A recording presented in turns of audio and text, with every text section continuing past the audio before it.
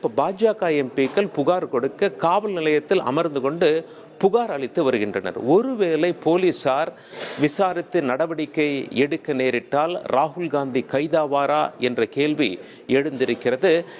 முதல்ல நாடாளுமன்ற வளாகத்துக்குள்ள ஒரு வழக்கை விசாரிக்கணும் அப்படின்னா போலீசார் முதல்ல மக்களவை சபாநாயகர்கிட்ட ஒப்புதல் வாங்கணும்.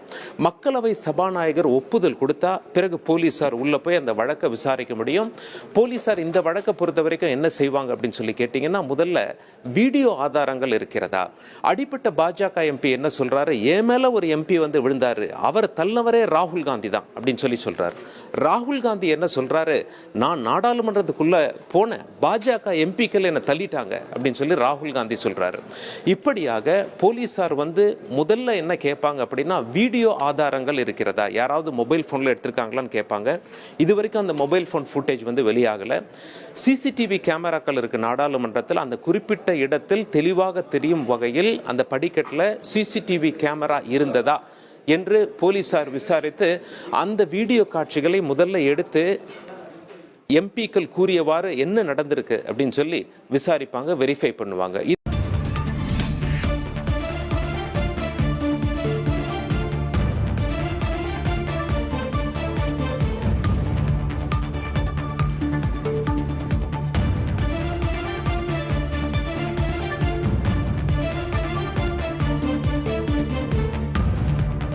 நாடாளுமன்ற வளாகத்தில் நடைபெற்ற மோதலில் தன்னை பாஜக எம்பிக்கள் தள்ளிவிட்டதாக மல்லிகார்ஜுன கர்கே குற்றச்சாட்டை முன்வைத்திருக்கிறார். இது பற்றி எமது செய்தியாளர் ரமேஷ்குமாரிடம் கேட்போம். அதிக பாவங்கள் செய்பவர்கள்தான் புண்ணியத்தை பற்றி கவலைப்பட வேண்டும் என்று முதலமைச்சர் மு.க.ஸ்டாலின் குறிப்பிட்டிருக்கிறார். அண்மை செய்தியாக திரையில் பார்க்கிறோம்.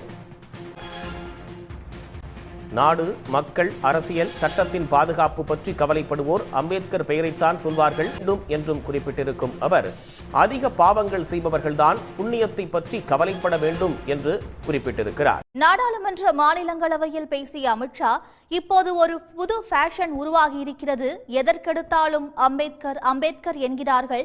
அம்பேத்கர் பெயரை சொல்லும் அளவுக்கு கடவுள் பெயரை சொல்லியிருந்தால் 7 ஜென்மத்திலும் சொர்க்கமாவது கிடைத்திருக்கும் என தெரிவித்தார். அம்பேத்கர் குறித்த அமித்ஷாவின் பேச்சுக்கு மக்களவை எதிர்க்கட்சித் தலைவர் ராகுல் காந்தி, காங்கிரஸ் தலைவர் மல்லிகார்ஜுன கார்கே உள்ளிட்ட இந்தியா கூட்டணி தலைவர்கள் கடும் கண்டனம் தெரிவித்தனர்.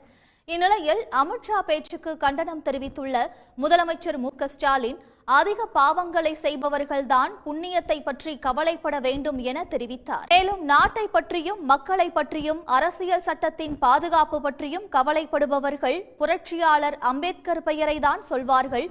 முதலமைச்சர் மு.க.ஸ்டாலின் பதிலடி கொடுத்துள்ளார்.